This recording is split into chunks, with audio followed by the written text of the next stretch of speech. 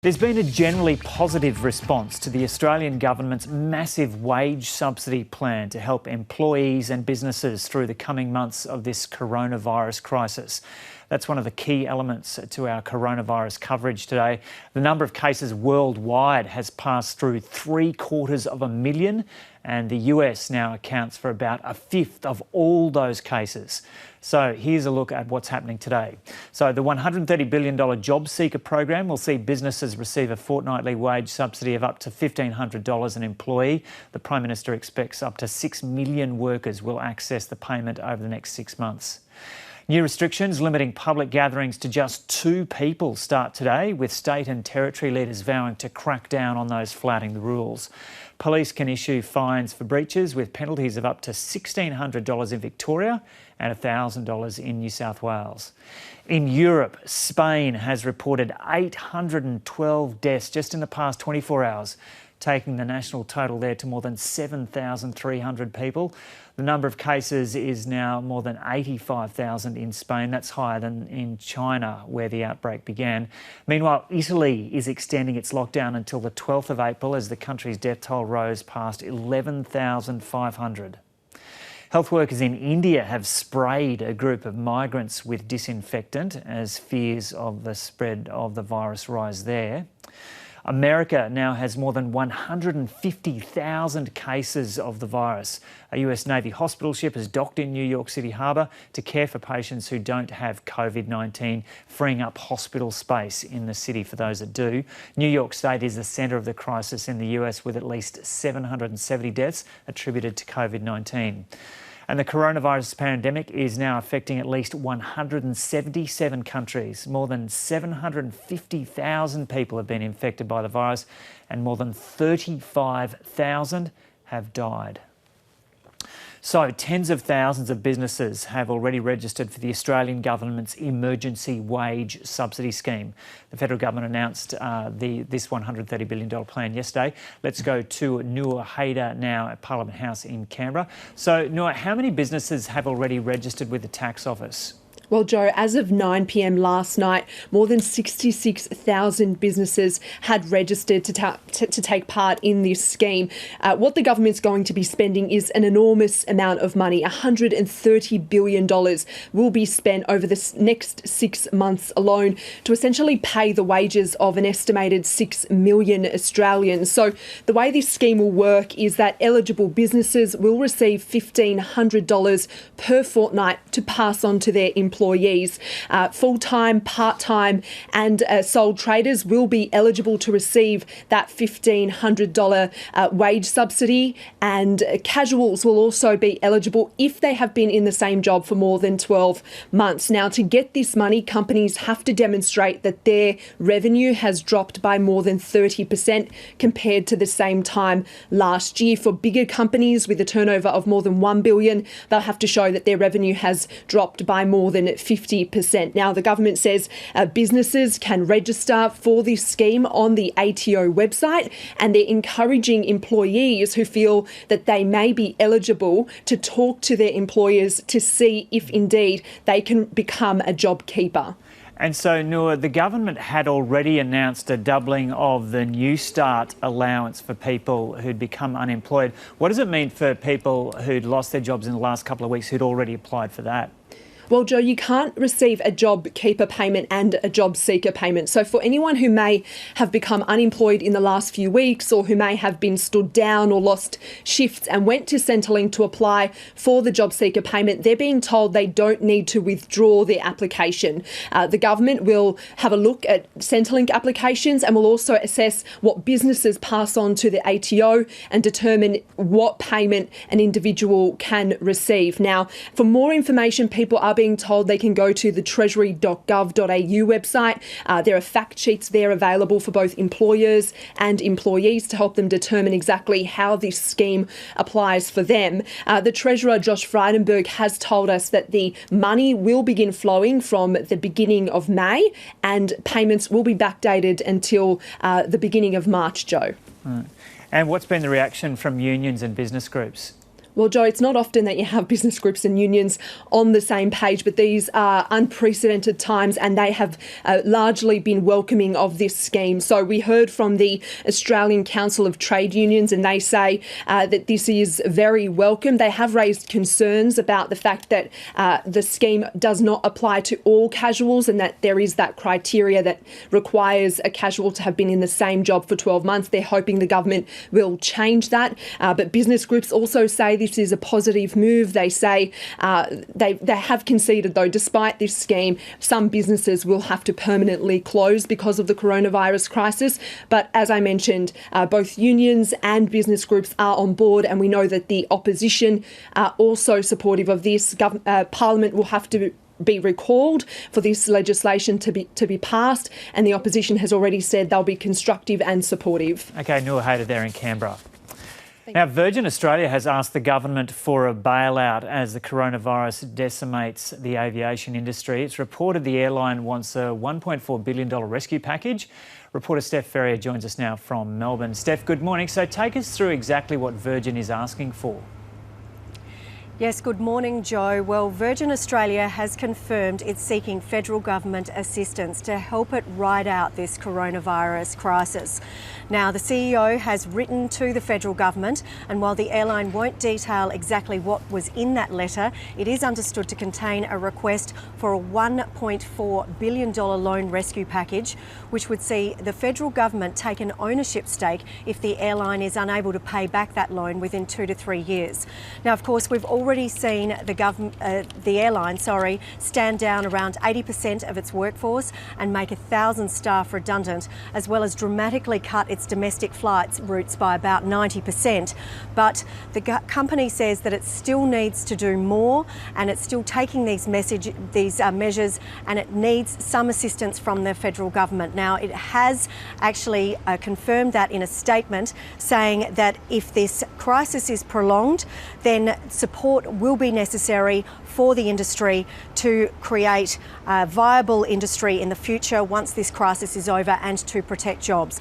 Now, the Federal Treasurer, Josh Frydenberg, didn't rule out a bailout of Virgin Australia when he was speaking on AM radio this morning.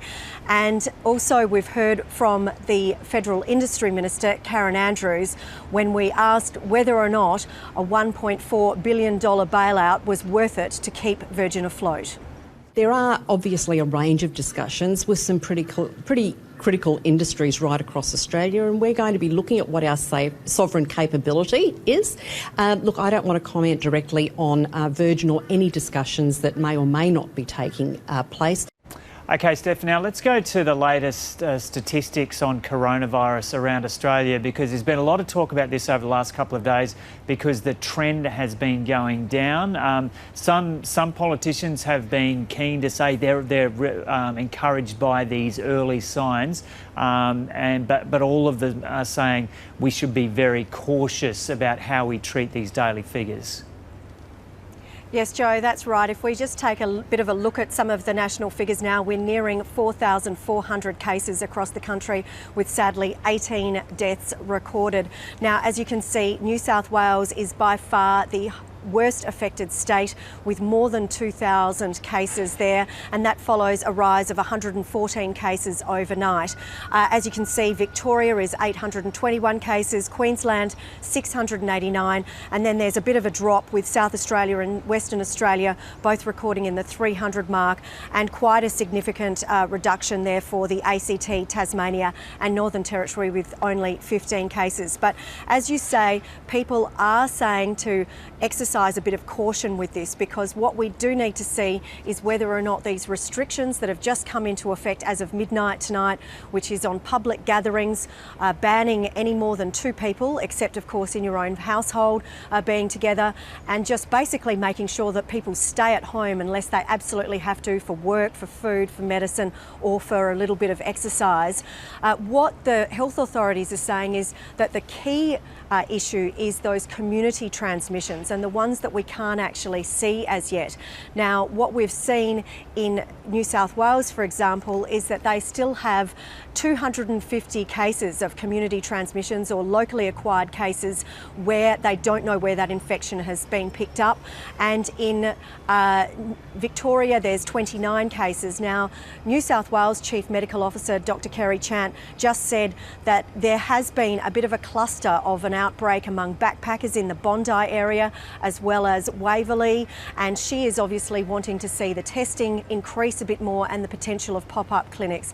Now, we also heard from Gladys Berejiklian, the New South Wales Premier, about this and her concerns that we shouldn't be looking at those daily figures but at the possibility of these locally acquired transmissions. This is what she had to say.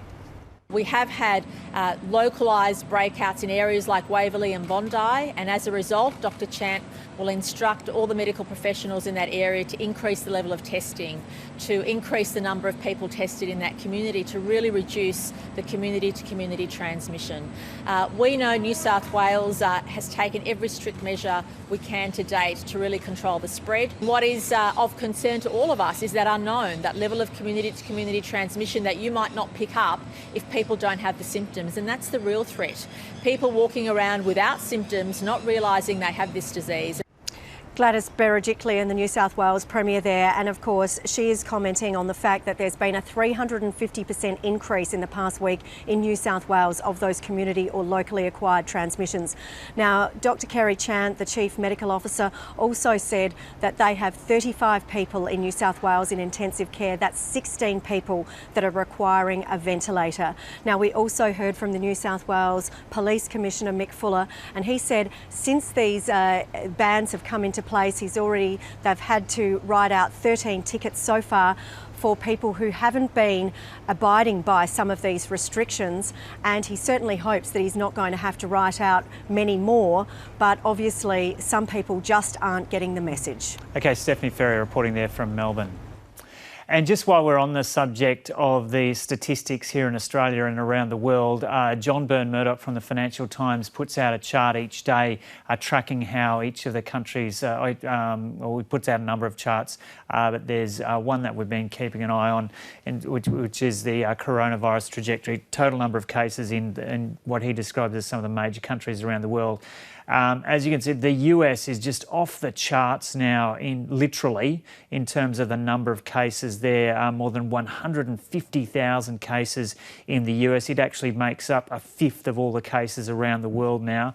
And you can see Australia down here. So this is, across the bottom is the number of days since the 100th case, and the vertical axis is the number of cases in each country. So Australia now up over 4,000 cases. And we've heard Scott Morrison and some of the medical people are referring to there appears to be the start of a flattening. You can see that happening there for Australia as opposed to what's happening to a couple of the other countries. But they're all cautioning the general public in terms of looking at these graphs and saying it's not the be-all and end-all, and there are different elements in different countries, but you can see what some of the officials are referring to in terms of some early signs of optimism for Australia. Now, 3 more crew members from the virus-plagued Ruby Princess cruise ship have been taken to hospital in Sydney overnight. The ship is at the centre of a major outbreak with more than 200 passengers contracting the virus. Reporter Rani Hayman joins us now from Sydney.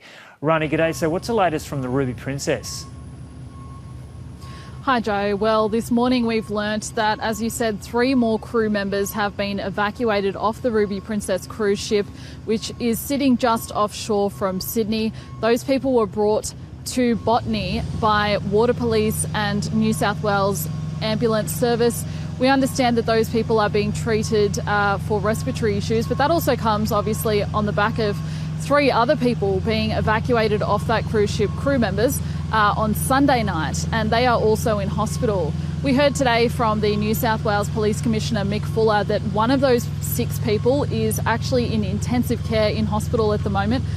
So it is quite a serious situation, but this cruise ship is at the centre of a stoush between the federal and state government after more than 2,700 crew and passengers were allowed to disembark the ship in Sydney more than 2 weeks ago. And after that happened, the cruise ship went back offshore and there remains around 1,000 crew members still on board that ship. And Rani, so what's the situation for the passengers still on the ship?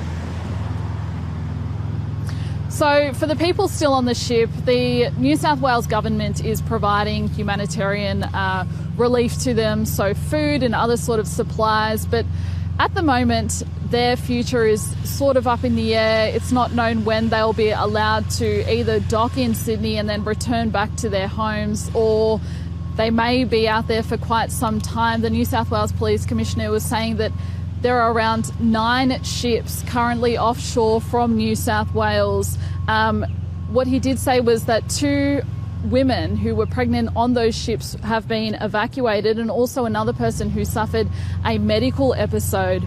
But he said that 3 of those ships will be returning to addresses in New South Wales, but when that's supposed to happen, we're still not too sure. But he did say that this will take some time to resolve. He is in talks with the federal government today to figure out exactly what is happening with these ships. But he has said that he does not want these people coming ashore in Sydney and potentially infecting more people in the community. Okay, Rani Hayman reporting there from Sydney.